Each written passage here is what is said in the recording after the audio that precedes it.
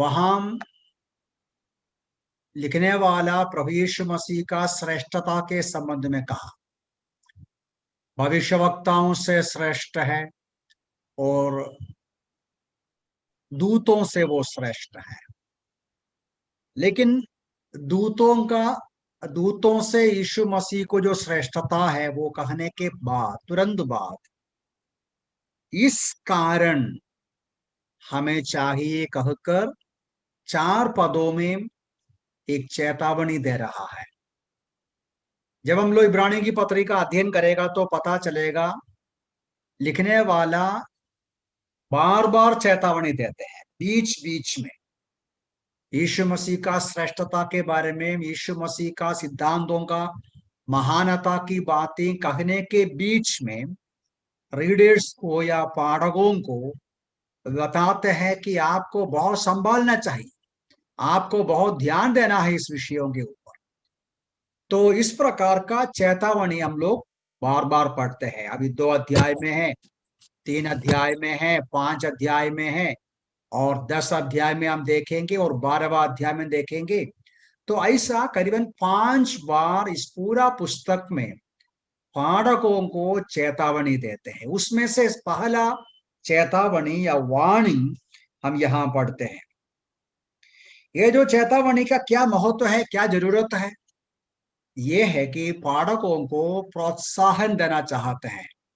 हमने इसका जो शुरुआत में देखा कि लिखने वाले का उद्देश्य ये है कि रीडर्स ये पहचाने कि यीशु मसीह महान है और यीशु मसीह के द्वारा मिला हुआ उद्धार श्रेष्ठ है और हम जो विश्वास पकड़ा है वो बहुमूल्य है।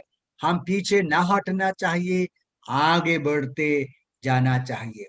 इसलिए लिखने वाला इन चेतावनियों को बीच बीच में उनका प्रोत्साहन के लिए, उनको इंस्पायर करने के लिए, उनको आगे बढ़ने का उत्साह दिलाने के लिए इन चेतावनियों को लिखा हुआ है। 4 मुख्य सबक हम यहां से पढ़ सकते हैं कि जो 4 पदों में से बहुत जल्दी जल्दी इन 4 लेसन को, ये जो चेतावनी में से जो 4 सबक होता है, इन 4 सबक को हम जल्दी देखे बंद करेंगे। नंबर 1, पहली बात हम लोग पहला पद में ही पढ़ते हैं। पहला पद में क्या लिखा है? इस कारण हमें चाहिए कि जो कुछ हमने सुना है उस पर और अधिक गहराई से ध्यान दे। गहराई से ध्यान देना चाहिए। हम इंग्लिश में पढ़ते समय we must give the more earnest heed। गहराई से विचार करना चाहिए, मन लगाना चाहिए। जो कुछ हमने सुना है उस पर मन लगाना बहुत आवश्यक है। तो ये पहला एक सबक है, एक लेसन है। मतलब परमेश्वर का वचन केवल यहां नहीं, बार बार हमें समझाते हैं जो हम सुनते हैं वो बराबर समझना है। अब बराबर समझना मन में रखना चाहिए। ये जो पासेज में देयरफॉर या इस कारण कहते समय पहला अध्याय में जो कुछ कहा, पहला अध्याय में क्या कहा? हमारे परमेश्वर ने पूर्वजों से बातें किया, बाप दादाओं से बातें किया, थोड़ा थोड़ा नबियों के द्वारा, और आज यीशु मसीह के द्वारा परमेश्वर ने अपना पूरी इच्छा, पूरा योजना, सब कुछ प्रकट किया गया है। तो परमेश्वर आज यीशु मसीह के द्वारा नया नियम में जिन सच्चाइयों को हम तक पहुंचाया है, इन सच्चाइयों का, इस प्रकटीकरण का, ये जो प्रकाशन का बराबर ध्यान देना बहुत जरूरी है। तो ये है सब पहला सबक। पहला सबक ये होता है कि हमें उत्साहपूर्ण, हमें बहुत ही उत्साह के साथ मन लगाकर परमेश्वर का वचन को सुनना है, पढ़ना है। यह बहुत महत्वपूर्ण है। देखिए, परमेश्वर का वचन का घोषणा केवल एक क्या बोल सकते हैं कि रिचुअल के रूप में नहीं, आप सुनता होगा या सुना होगा, पिछले समयों में कई बार हम सुना होगा, पब्लिक अनाउंसमेंट होता है। आजकल ज्यादा देखता नहीं, गांव में सब हम देखते हैं, पब्लिक अनाउंसमेंट होता है। कोई गाड़ी में साउंड सिस्टम रख के ऐसा घूमते फिरते आवाज करके समाचार सुना के, आजकल जरूरत नहीं, व्हाट्सएप के द्वारा सबको मिलता है इंफॉर्मेशन। लेकिन पहले जमाने में कुछ भी सुनाना है, एडवर्टाइजमेंट करना है, तो गाड़ी में या किसी न किसी प्रकार साउंड सिस्टम के साथ घूमते फिरते सुनाते जाते थे। वो नहीं देखता है कौन सुना कौन नहीं सुना, वो नहीं देखता, वो तो सुनाते जाते हैं। परमेश्वर ने अपनी इच्छा प्रकट की, ऐसा नहीं। अब ध्यान दिया, परमेश्वर का वचन में जैसा पहला अध्याय में लिखा, परमेश्वर ने अपना प्रकटीकरण, अपनी योजनाओं का प्रदर्शन, रेवलेशन ऐसे ही टाइम पास के लिए नहीं किया। आपके लिए, मेरे लिए व्यक्तिगत तौर से ध्यान देने के लिए हमको सुना रहे थे। ऐसा नहीं ले सकता कि जिसको समय है सुनने दो, जिसको मन है सुनने दो, ऐसा नहीं। हमें ध्यान देना बहुत जरूरी है। हम लोग इस विषय के बारे में कई वचनों में पढ़ते हैं, सारा वचनों को ले नहीं सकता। मत्ती सुसमाचार उसका 13वां अध्याय में प्रभु यीशु मसीह खुद कहते हैं, वो बोलते हैं अच्छी भूमि, बीज बोने वाले की वो जो मिसाल में यीशु मसीह कहते हैं, अच्छी भूमि में बोया गया जो बीज ये है जो वचन सुनकर समझता है। ध्यान दिया, मत्ती 13 का 23 में है, जो अच्छी भूमि में वचन या बीज गिरा है।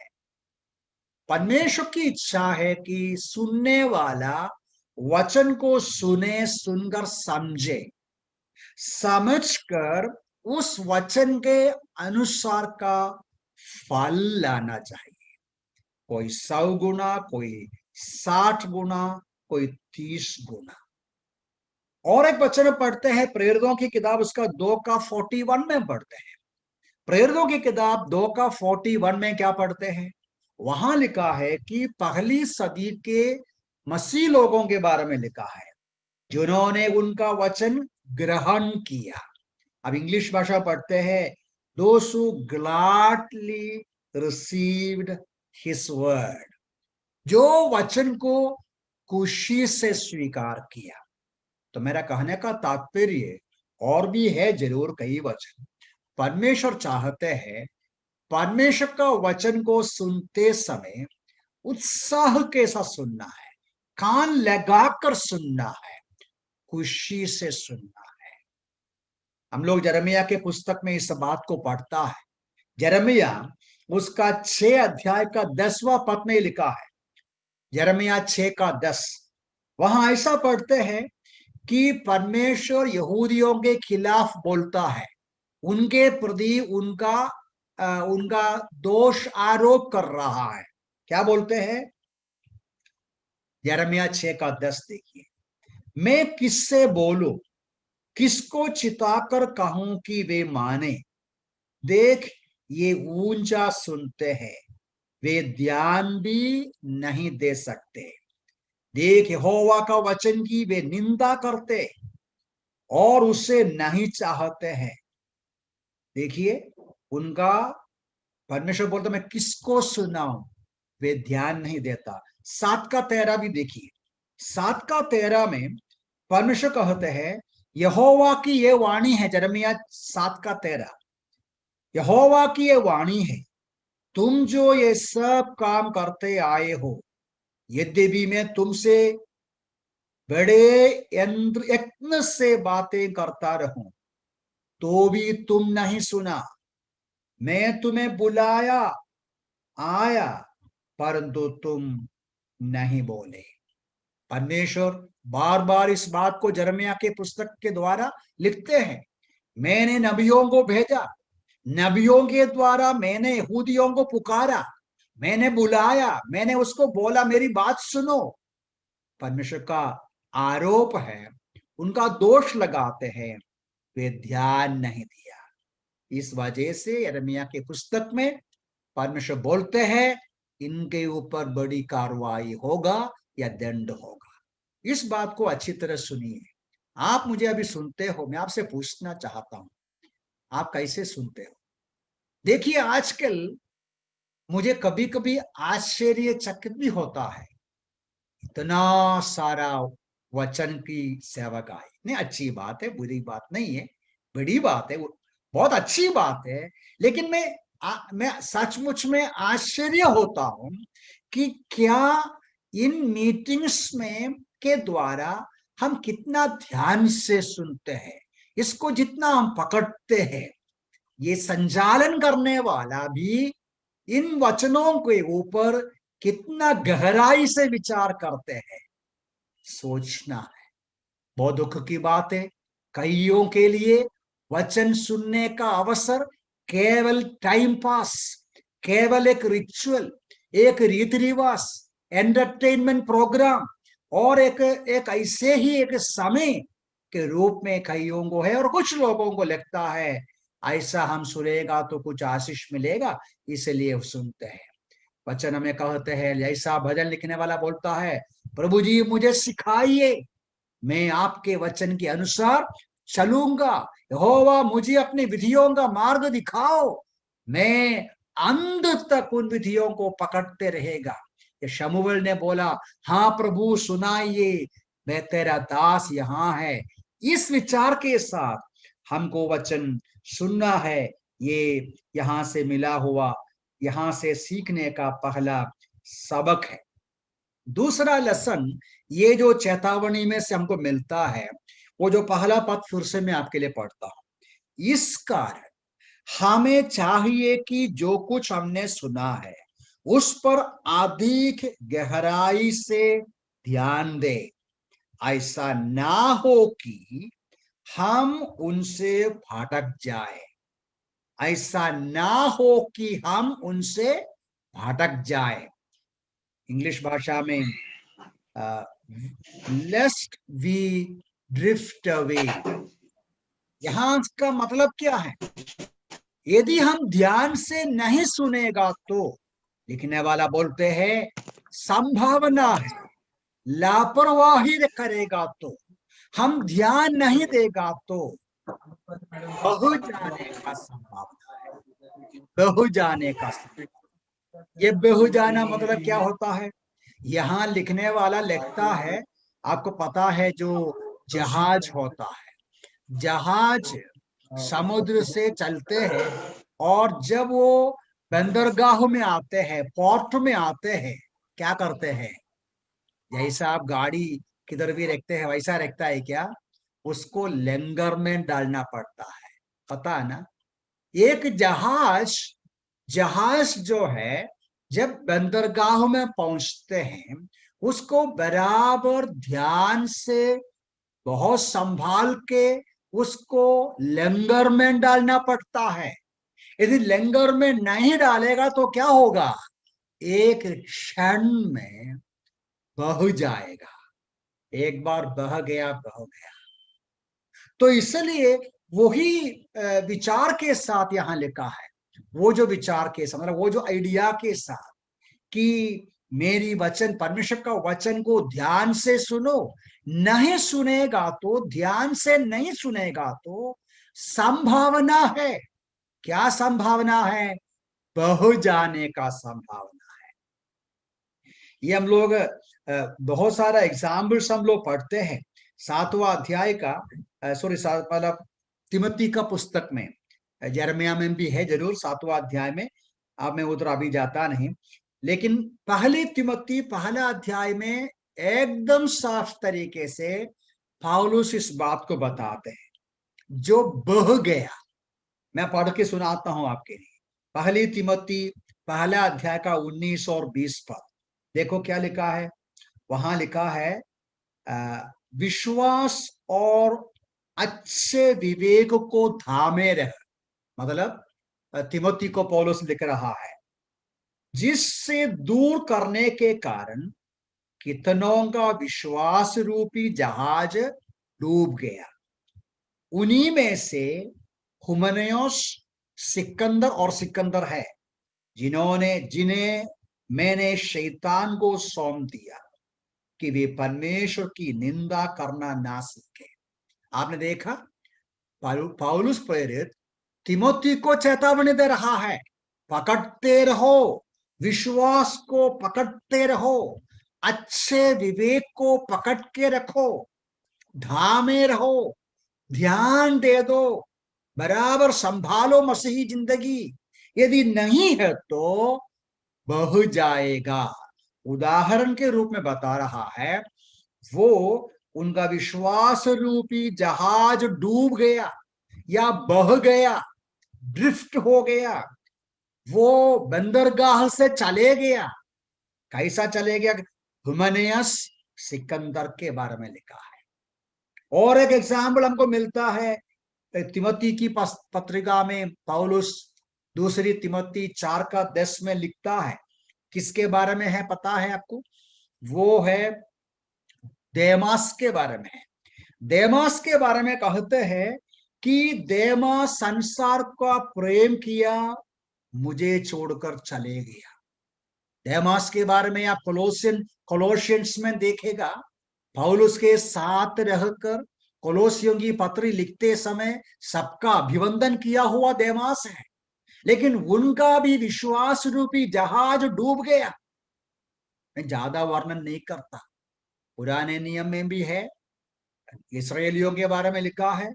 परमेश्वर ने लिखा है, तुम लोग मेरी बातों को नहीं सुना, तुम लोग मेरी बातों पर कान नहीं लगाया, इसलिए तुम लोग पीछे हट गया, आगे नहीं बढ़ा।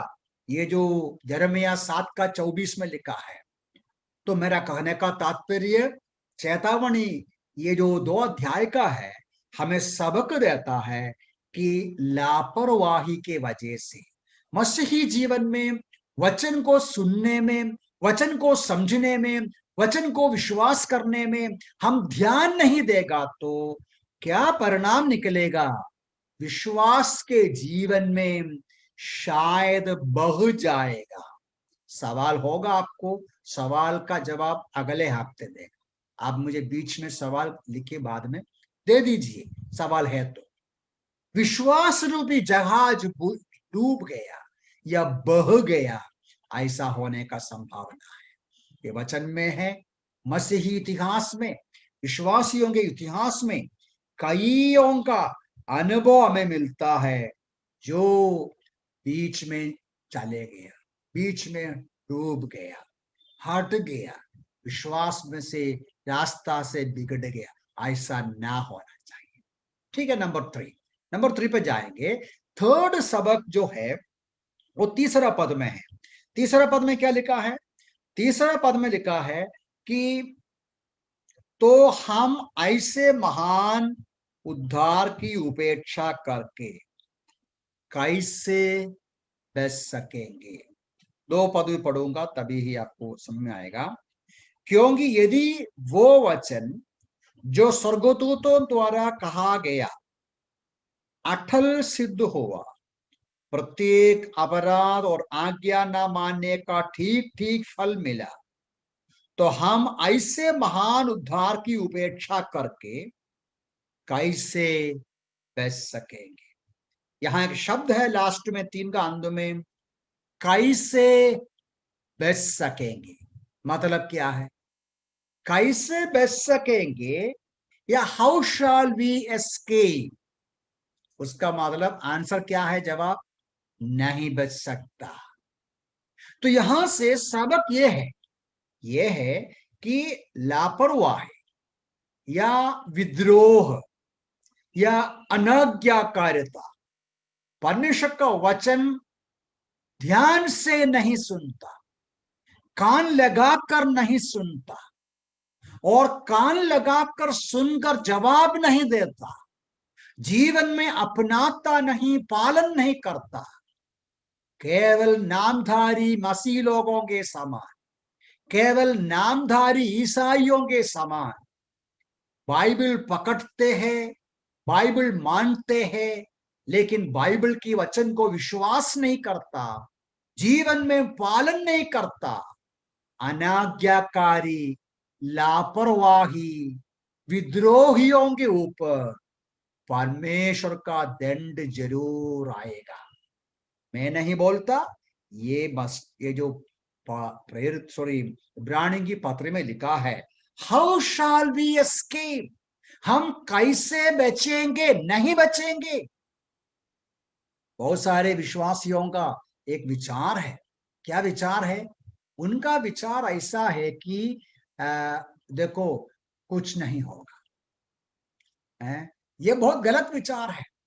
वचन के सामने केयरलेस रहना, परमेश्वर का वचन के प्रति उत्साही या एर्नेस्ट नहीं रहना, परमेश्वर के वचन के सामने जवाब नहीं देना, परमेश्वर का वचन का उपेक्षा करना, परमेश्वर का वचन के प्रति उत्साह नहीं रहना, ये प्रभु बहुत गंभीरता से लेते हैं। लिखने वाला बोलता है कैसे बचेंगे? ऐसा क्यों बोला लिखने वाला? मतलब बच नहीं सकता, क्यों ऐसा बोलता है? वो 2 पद में लिखा उसने, मैंने पढ़ा आपके लिए, मैं फिर से पढ़ता हूं। क्योंकि यदि वो वचन जो स्वर्गदूतों द्वारा कहा गया अटल सिद्ध हुआ और प्रत्येक अपराध और आज्ञा ना मानने का ठीक ठीक फल मिल गया। ये पुराने नियम की बात कह रहा है। पुराना नियम जो मूसा के द्वारा, अलग अलग नबियों के द्वारा दिया गया, उन पुस्तकों के बारे में, नियम के बारे में या व्यवस्था के बारे में पहला अध्याय में लिखा स्वर्गदूतों के द्वारा दिया गया। स्वर्गदूतों के द्वारा दिया गया पुराना नियम या व्यवस्था अटल रहा। जब कभी यहूदी लोग उन वचनों का उल्लंघन किया, ठीक ठीक फल मिला। आपको मालूम है, निर्गमन का पुस्तक उसका 32वां अध्याय में जब मूसा ये पुस्तक लेके आते हैं और पुस्तक लेके आने के समय में नियम लेके आते हैं, व्यवस्था लेके आते हैं, उस दिन ही यहूदी लोग वो जो नियम को तोड़ डाला, परमेश्वर का क्रोध आते हैं, 3000 लोगों का मृत्यु का कारण होते हैं।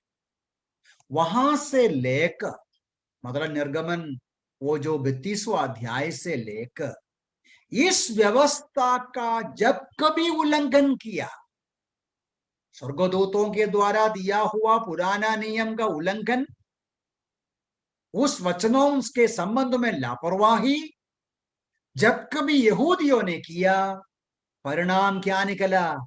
दंड निकला। इतना सारा उदाहरण है, बहुत सारा उदाहरण है। पहले कुरिन्थी 10वां अध्याय में ये जो यहूदी लोगों का पुराने पुराने नियम का पूरा अनुभव को याद दिलाते हुए लिखने वाला कहते हैं, पहली कुरिन्थी 10वां अध्याय का 5 और 6 पदों में, मैं पढ़ता आपके लिए। परंतु परमेश्वर उनमें उनमें से बहुतों से प्रसन्न न हुआ, इसलिए वे जंगल में ढेर हो गए। ये बातें हमारे लिए दृष्टांत ठहरी कि जैसे उन्होंने लालच किया वैसे हम बुरी वस्तुओं का लालच न करें। पुराने नियम में यहूदियों के ऊपर अलग अलग समय पर परमेश्वर का क्रोध आया जब कभी वे परमेश्वर का वचन का उल्लंघन किया। कहने वाला बोलता है आज हमें नया नियम के समय में रहने वालों के लिए ये चेतावनी है, ये दृष्टांत है कि हम उनके समान ना हो, उनके समान लालच ना करें, उनके समान वचन के सामने लापरवाही ना करें, उनके सामने वचन का उल्लंघन ना करें। तो लिखने वाला बोलता है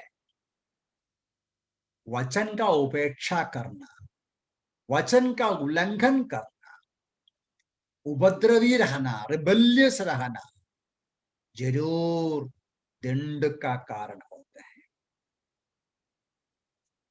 अभी एक बात और, तो इसलिए मैं फिर से एक शब्द फिर से वो समझाना चाहता हूं। स्वर्गदूतों का वचन पुराना नियम, नया नियम में अपना पुत्र के द्वारा दिया हुआ वचन, पुराने नियम के द्वारा दिया हुआ वचन अटल रहा, उसके संबंध में दंड दिया, तो नया नियम जो यीशु मसीह के द्वारा मिला गया, जो परमेश्वर ने स्वयं हमको दिया गया, नया नियम का संदेश, नया नियम का सिद्धांत, नया नियम की सच्चाई, इन सच्चाइयों का हम उल्लंघन करेगा तो कैसे बचेंगे? नहीं बचेंगे। बहुत सारे विश्वासियों का ऐसा एक विचार है, खास तौर से हमारे बीच में। मैं हमारे बीच में कहने का मतलब यह है कि हम लोग इस बात को जोर से सिखाते हैं। क्या सिखाते हैं? परमेश्वर दयालु है, करुणामय है, कृपालु है, पापियों से प्रेम करते हैं, पापियों को बचाते हैं, अनुग्रह में मुफ्त में हमको बचाते हैं, एक बार हमेशा का छुटकारा, मुक्ति हमको देते हैं। परमेश्वर अनुग्रहकारी है, उद्धार हमेशा के लिए है, सुरक्षित है। ये बात सब सही है, लेकिन इसका मतलब यह नहीं है विश्वासी होकर पाप करें उसके ऊपर दंड नहीं आएगा। देखिएगा, विश्वासी हो अविश्वासी हो, कोई भी क्यों ना हो, पाप या वचन का उल्लंघन करना सजा होता है, दंड होता है। हम लोग इस बात को कुरिन्थियों की पत्र में बराबर पढ़ते हैं, बहुत सारे जगह में जरूर पढ़ते हैं। पहली कुरिन्थी 11:30 में इस विषय को खुल्लम खुल्ला लिखा है। पौलुस बोलते हैं, तुम्हारे बीच में जो लोग अयोग्य तरीके से प्रभु भोजन से भाग लेते हैं या वचन का उल्लंघन करते हैं, प्रभु के सामने वचन के संबंध में सही प्रकार का उपेक्षा करते हैं, सही प्रकार मानते नहीं या पालन नहीं करता, इस वजह से बहुत से लोग निर्बल है, रोगी है, सो गया, मर गया। देखिए, कोई भी कमजोर है तो, कोई भी बीमार है तो, कोई भी मर गया है तो बोलना कभी नहीं कि वो परमेश्वर का दंड है, हम नहीं बोल सकता, हम नहीं जानता। लेकिन कुरिन्थियों की पत्री में पौलुस कहते हैं, कुरिन्थ कलीसिया में कुछ लोग वचन का उल्लंघन किया, पाप में रहा, पाप में रहते हुए अच्छे विश्वासी के रूप में दिखावट किया, उनके ऊपर प्रभु का दंड आया, दंड आता है, ताड़ना आता है। अब मैं ज्यादा वर्णन नहीं करूंगा। इब्रानियों की पत्री में इस बात को हम पढ़ते हैं, परमेश्वर जो हमसे प्रेम करते हैं, अपने प्रेम के वजह से वो हमें ताड़ना देते हैं। हमारे माँ बाप हमें ताड़ना दिया, माँ बाप इसलिए ताड़ना दिया कि हम सुधर जाए। उससे बढ़कर परमेश्वर पिता हमें ताड़ना देते हैं कि हम सुधर जाएं, हम हमारे कमजोरी के बारे में पहचान पाए और वचन के सामने आए। एक बात और मैं बोलता हूं, दंड देना अलग है, ताड़ना देना अलग है। दंड नहीं है, उद्धार पाया हुआ विश्वासी के ऊपर दंड नहीं। रोमी 8:1 में लिखा ना, से मालूम है। सो जो मसीह यीशु में है उसके ऊपर दंड की आज्ञा नहीं, सही बात है, दंड नहीं मिलेगा, हमेशा का नरक में नहीं जाएगा। संसार के साथ वो जो श्वेत सिंहासन के सामने खड़ा करके दंड नहीं देगा, लेकिन संसार में ही रहकर ताड़ना भोगना पड़ता है, इसलिए कि हम प्रभु के रास्ता पर आ जाए, हमारे पापों के बारे में, पराजय के बारे में, अनाज्ञाकारिता के बारे में हम महसूस करें, हम कायल हो जाएं, हम समझ जाएं, समझकर प्रभु के पास, प्रभु मुझे क्षमा करो बोलकर यीशु मसीह के पास जाकर उसका सूली पर बहाया हुआ लहू के आधार पर पापों को कबूल करके माफी पाए, पवित्रीकरण या शुद्धिकरण पाए। ये है ताड़ना देने का मतलब या ताड़ना देने का आवश्यकता या वचन के अनुसार। तो इसलिए लिखने वाला बताते हैं अनाज्ञाकारिता या जो उपद्रवी या परमेश्वर का वचन के संबंध में उपेक्षा करना, ये बेचेगा नहीं। परमेश्वर का हाथ हमारे ऊपर है। तो 3 सबक हमने देखा, जल्दी जल्दी मैं 3 बातों को बताऊंगा।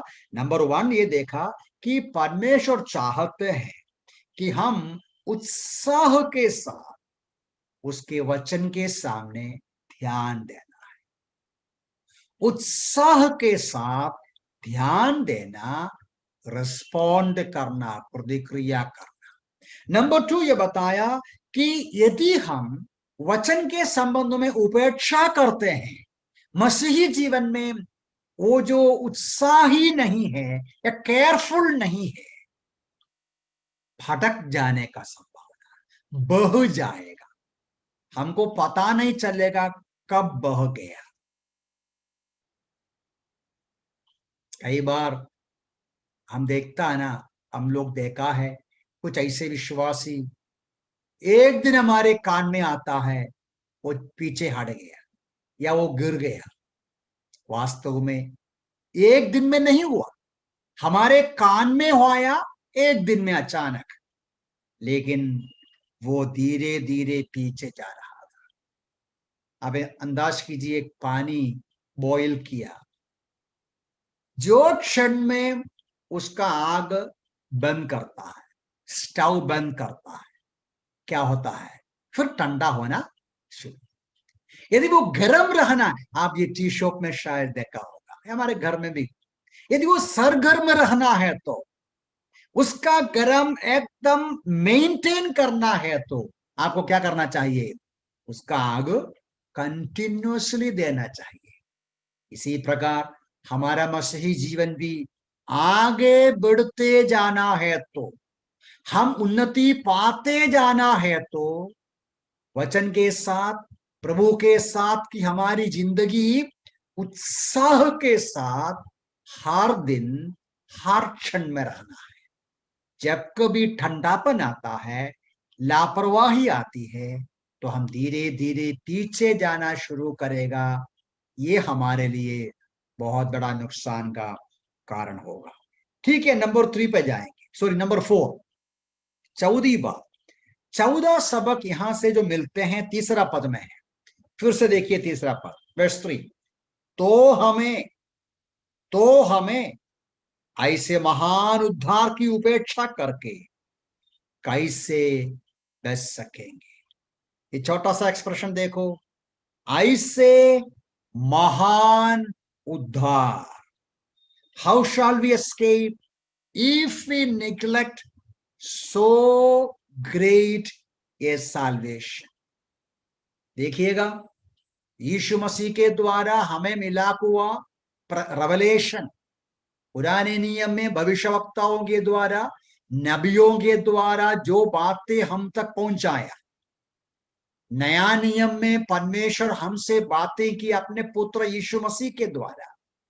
कौन सी बात का संदेश सुनाया?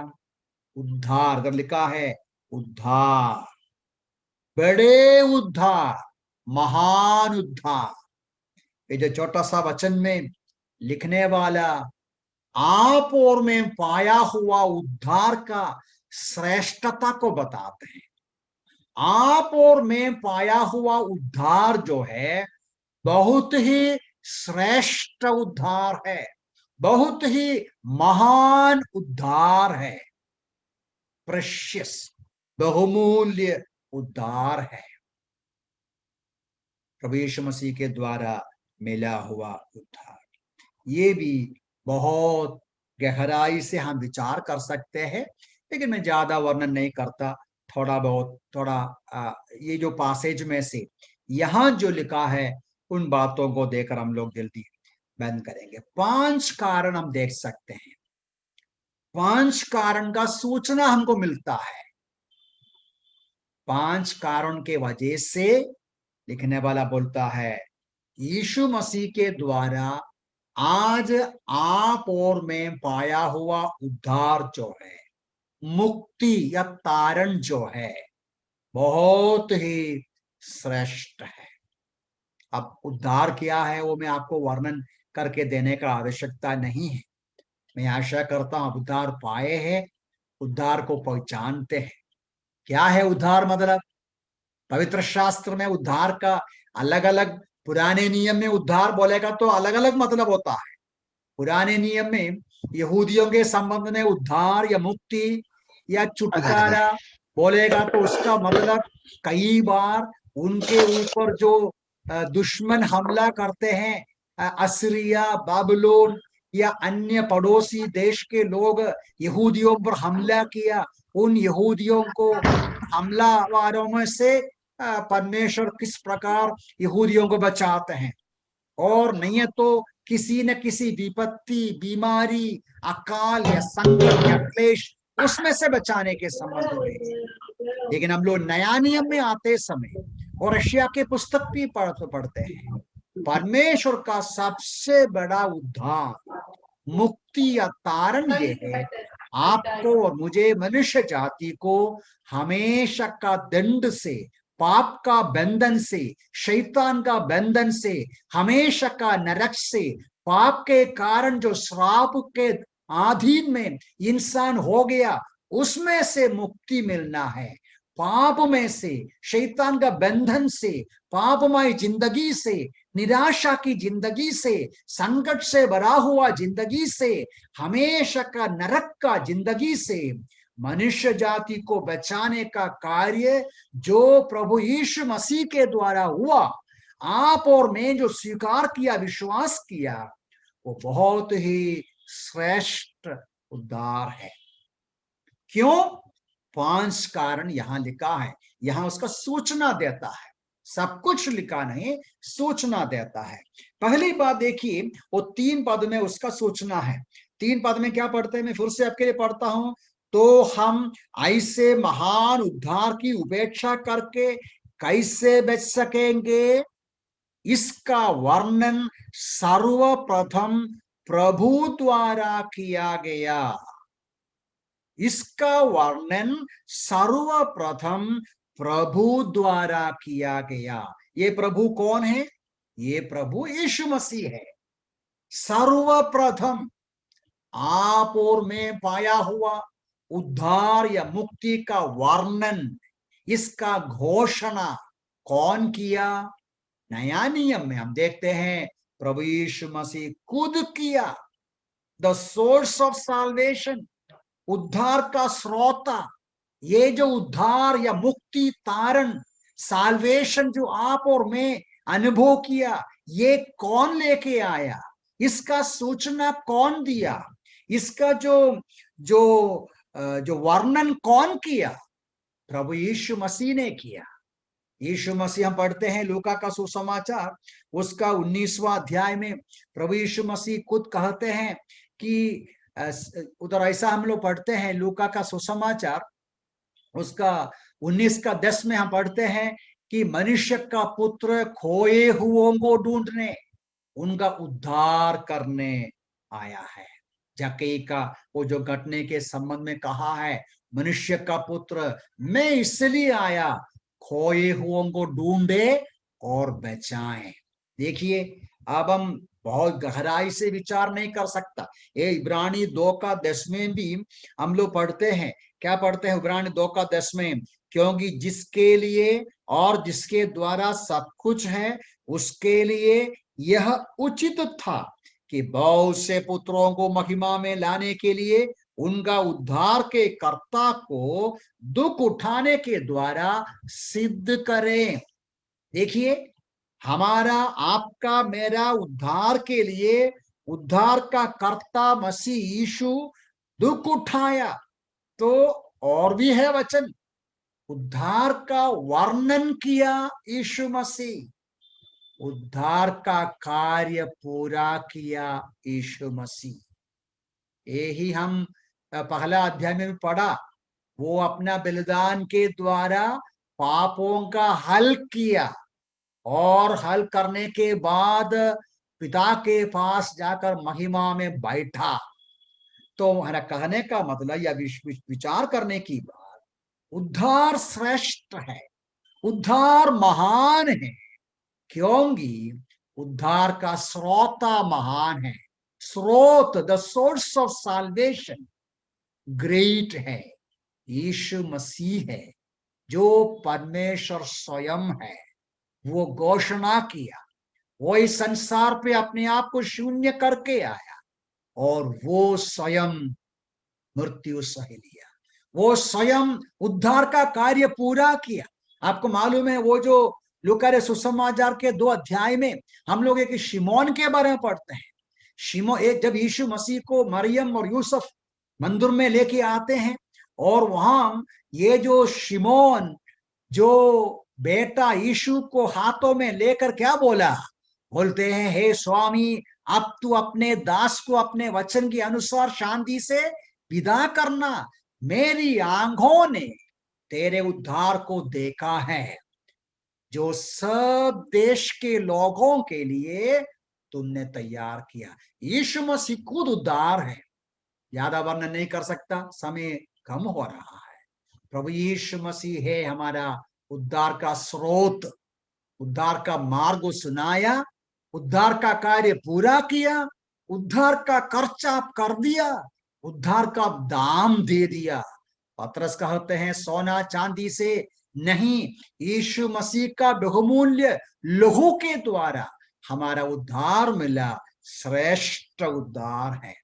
दूसरी बात, ये जो 4 पद में लिखा है, सेकंड रीजन कि हमारा उद्धार श्रेष्ठ है, 4 पद में क्या लिखा है, परमेश्वर ने भी चिन्हों, चमत्कारों और विभिन्न प्रकार के आश्चर्य कर्मों तथा अपनी इच्छा के अनुसार पवित्र आत्मा के, देखो, परमेश्वर ने भी चिन्हों, इसका अंतिम में साक्षी दी, पुष्टि की, प्रमाणित किया।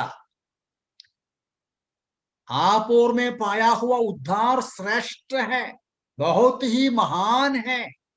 दूसरा कारण क्या है? दूसरा कारण यह है, इस उद्धार का संदेश को या उद्धार का मार्ग के बारे में प्रमाणित करने का अधिकारी परमेश्वर स्वयं है।